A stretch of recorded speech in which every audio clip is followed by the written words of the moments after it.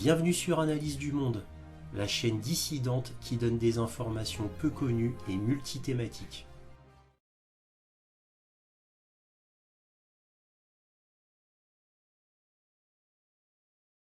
Bonjour à vous, bienvenue sur Analyse du Monde.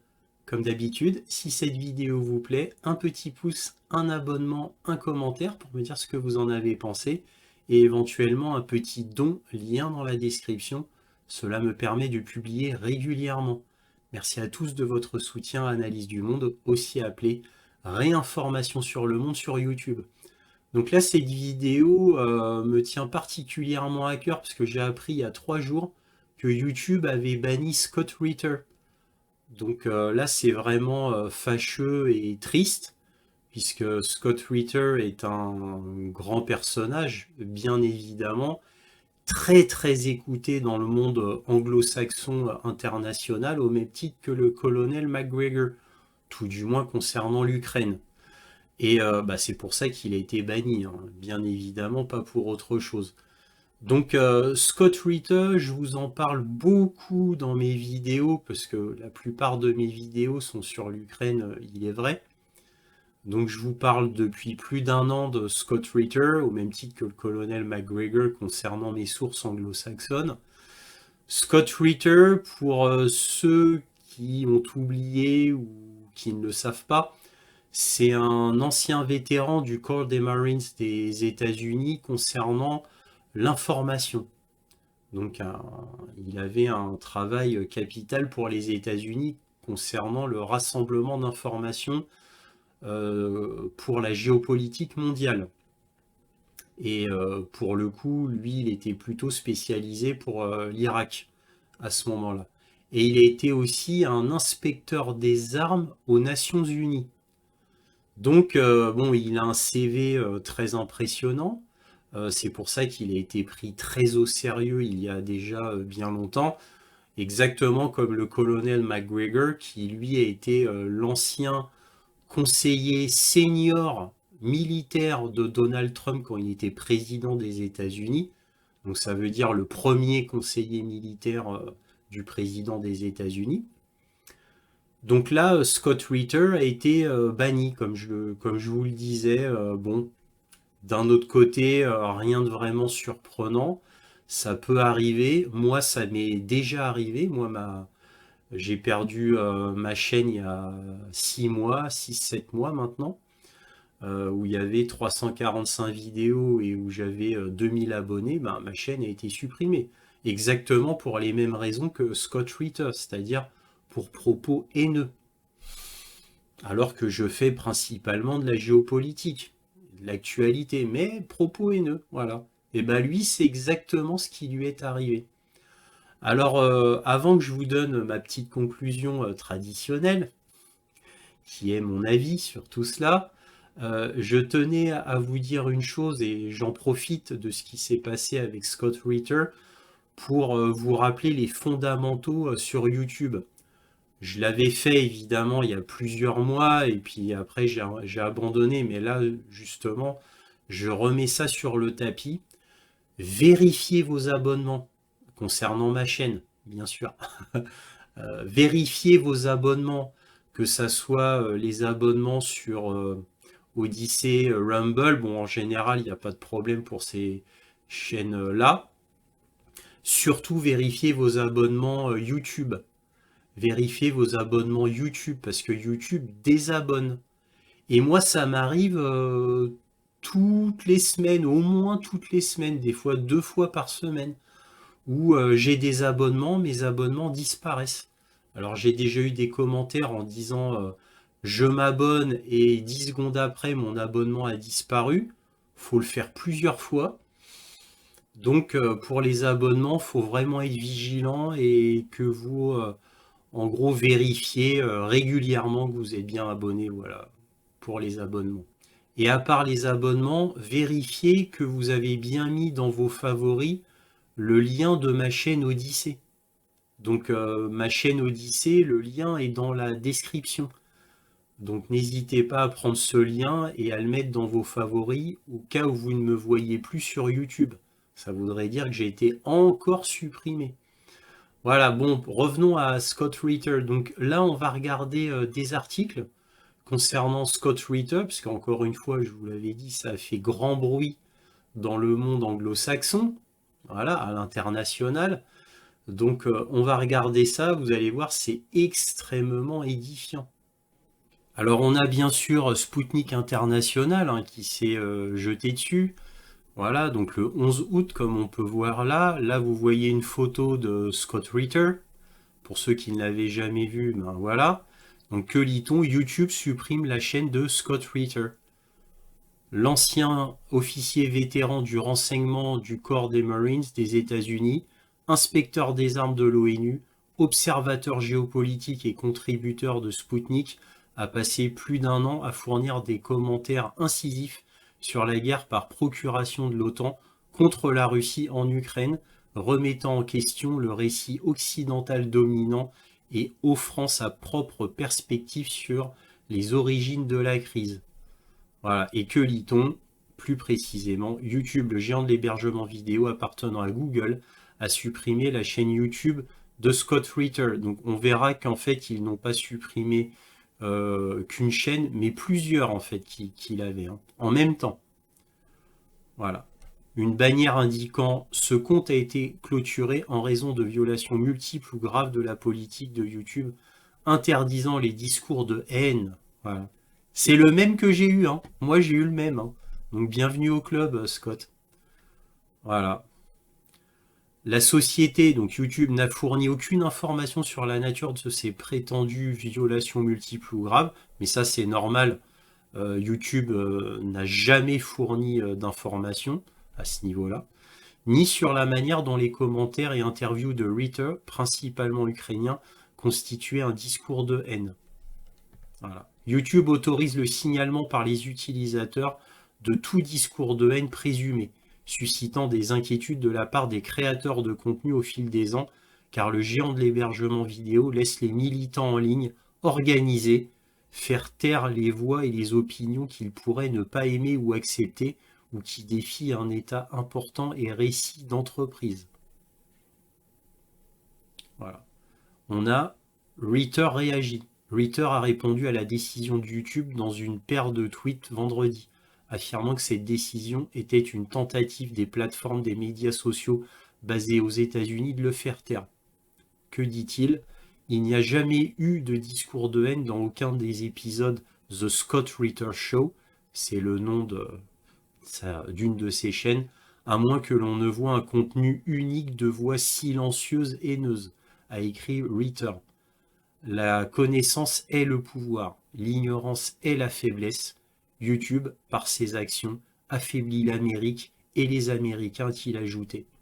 Donc là, c'est le contenu original, parce qu'évidemment, la traduction Google, bon, ça laisse un peu à désirer. Donc là, vous avez vraiment la traduction originale. Soulignant que sa chaîne a été supprimée le jour même où Ask the Inspector, c'est-à-dire demander à l'inspecteur, puisqu'il a été inspecteur aux Nations Unies, c'est pour ça que sa chaîne s'appelait comme ça, demander à l'inspecteur, une autre de ses chaînes a été effacée. Ritter a souligné qu'il s'agit d'un effort ciblé de YouTube pour supprimer ou minimiser ma voix ainsi que celle de mes invités et des gens qui ont pris le temps de poser des questions approfondies sur les problèmes urgents de l'heure. Donc là, vous voyez encore une fois un tweet original de Scott Ritter. Que dit-il en gros? Ceux qui sont derrière cela devraient savoir, vous ne réussirez pas. Il existe un vaste monde de médias sociaux au-delà de YouTube. Et pour les voix qui utilisent encore YouTube comme principal vecteur de votre public, comprenez ceci, conformez-vous ou périssez. Si vous êtes une émission géopolitique et que vous êtes toujours soutenu par YouTube, demandez-vous pourquoi et soyez prêt à vivre avec la réponse. Ça, c'est profond comme analyse de Scott Ritter. C'est profond. Si vous êtes soutenu par YouTube, demandez-vous pourquoi. Effectivement, effectivement. Donc là, finalement, Ritter n'est pas étranger à la censure des principales plateformes en ligne. L'année dernière, il a été suspendu de Twitter, quand Twitter, évidemment, n'appartenait pas encore à Elon Musk, après avoir qualifié Joe Biden de criminel de guerre et l'avoir accusé de chercher à rejeter la responsabilité des meurtres de Boutcha sur la Russie. Il a ensuite été réintégré, mais suspendu à nouveau, après un tweet déclarant que Boutcha était un crime de guerre et que l'Ukraine l'avait fait. Il a depuis été réintégré. Ritter a fait face à une campagne apparemment organisée contre lui sur la plateforme de microblogging, les utilisateurs faisant appel aux propriétaires du site pour qu'il soit définitivement banni. Bah, vous vous doutez bien que tous les sbires de l'Ukraine ou pro-ukrainiens, vous vous doutez bien qu'ils se font une joie d'envoyer des signalements à YouTube pour interdire Scott Ritter. Voilà. Alors vous vous doutez bien Scott Ritter qui dit que le meurtre à Boutcha, quoi, le massacre de Boutcha, c'est l'Ukraine qui l'a fait. Bon, évidemment, moi c'est ce que je vous dis depuis, depuis plus d'un an. Évidemment, Scott Ritter l'a dit aussi, vous le voyez là. C'est une des raisons pour laquelle il a été supprimé de YouTube. Bon, en gros, en fait, tous les connaisseurs le savent très bien que le massacre à Boutcha est un montage. D'ailleurs, moi, je vous le dis, parce que j'ai eu des infos.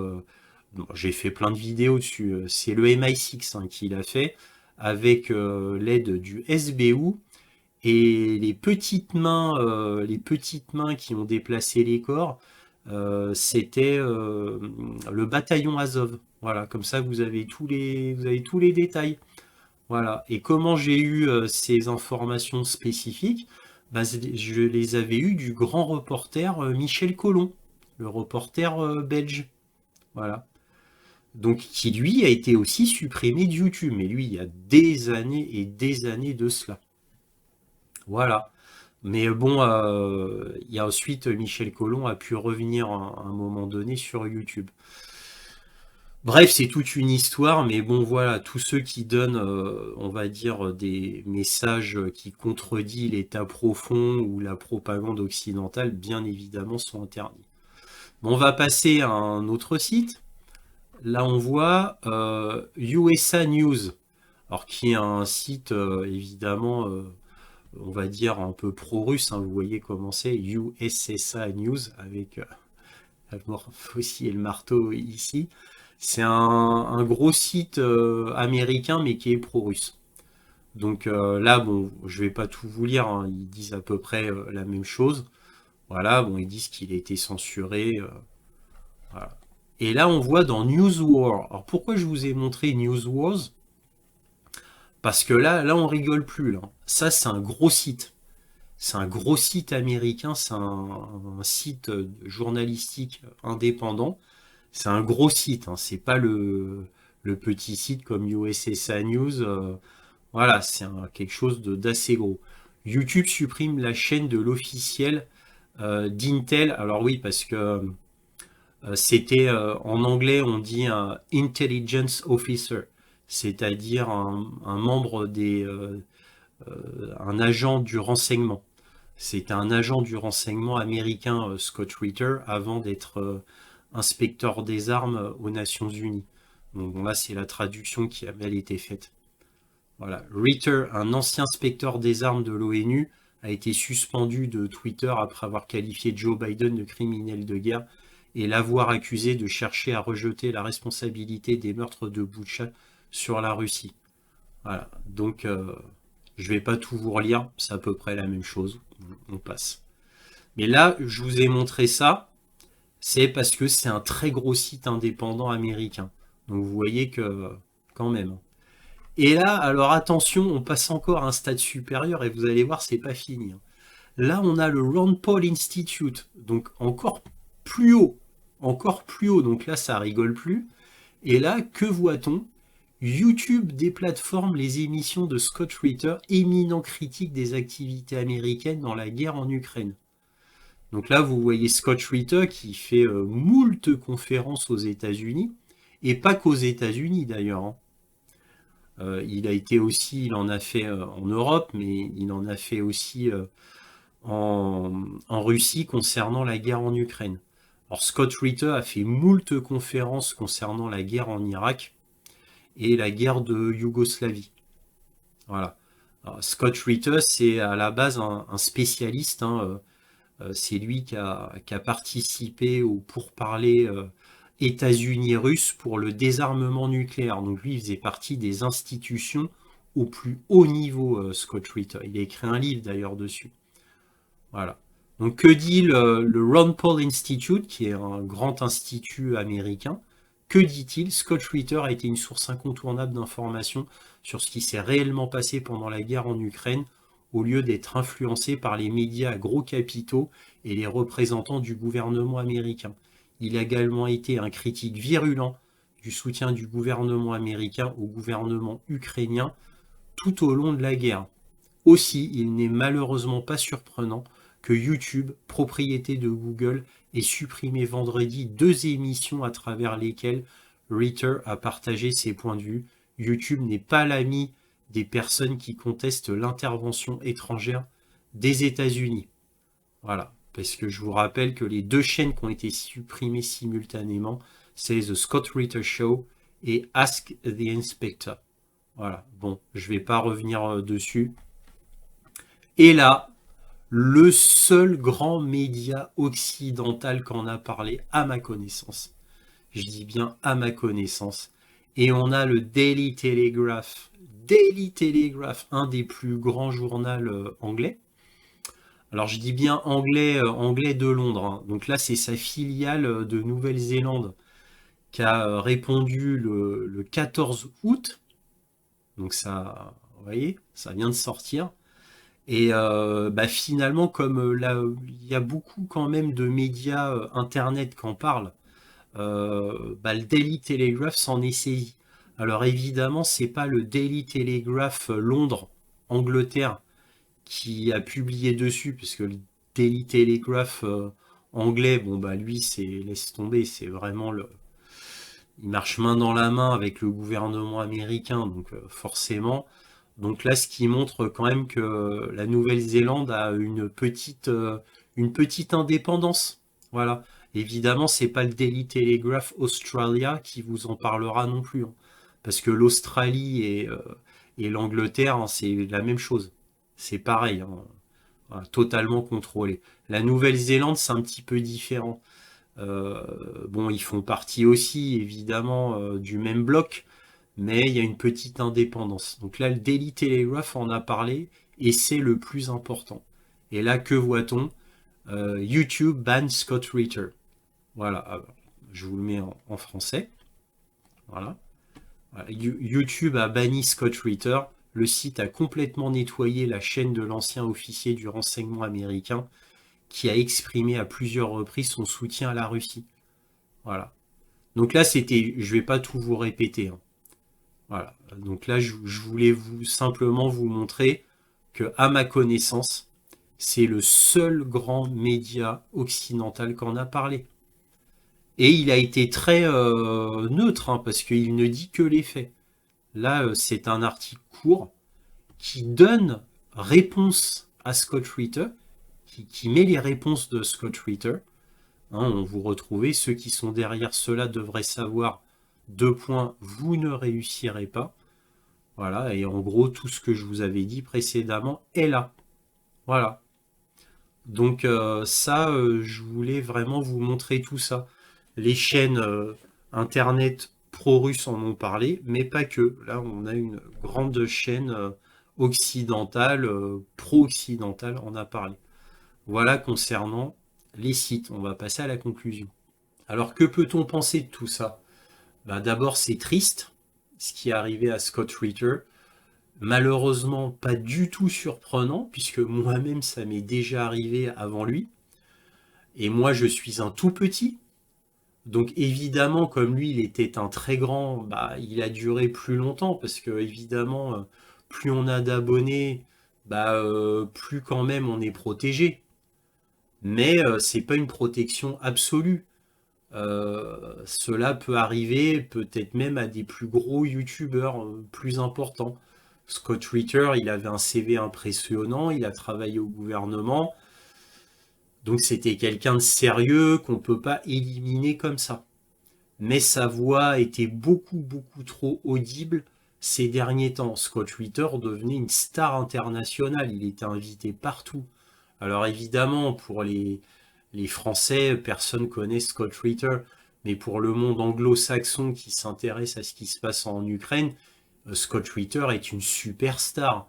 Il est invité en Russie avec tous les honneurs quand il va en Russie. C'est pour vous dire qu'il est très connu là-bas. Bah oui, forcément, il est devenu pro-russe. C'était pas le cas avant, hein.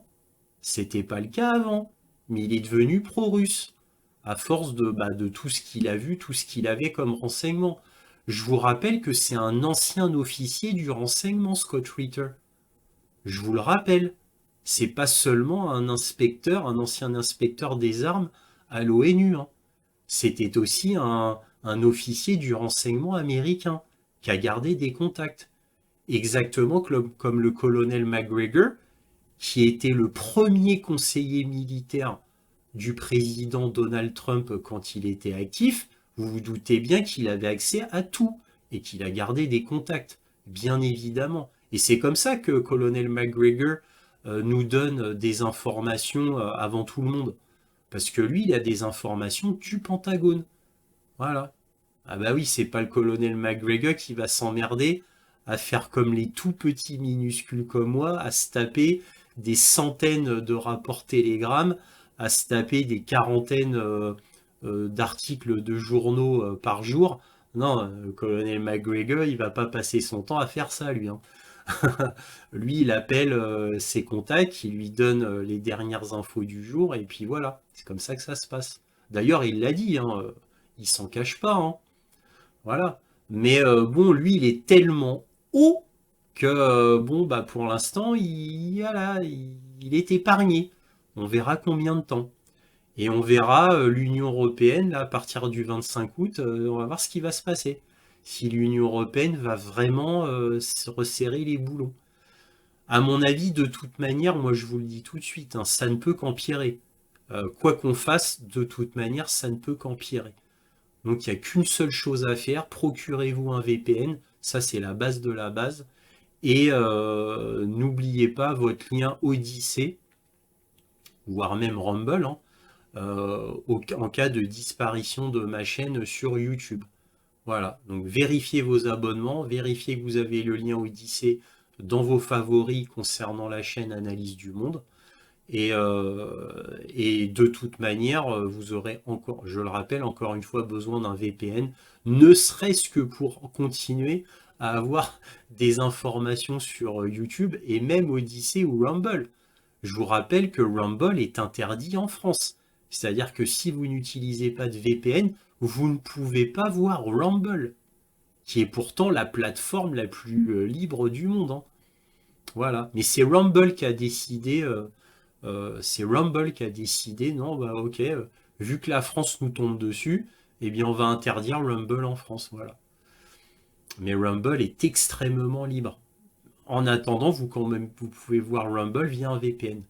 Bref, je me répète, hein, c'est vrai que je me répète, je radote, mais c'est des informations extrêmement importantes. Donc n'oubliez pas cela.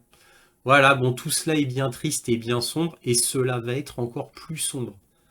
Voilà, donc commencez à prendre vos habitudes de contournement pour éviter YouTube au cas où YouTube élimine tout le monde.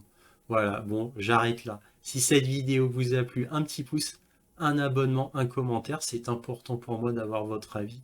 Éventuellement un petit don, lien dans la description. Merci à tous de votre soutien à Analyse du Monde, aussi appelé Réinformation sur le Monde sur YouTube. Et toujours, soyez curieux.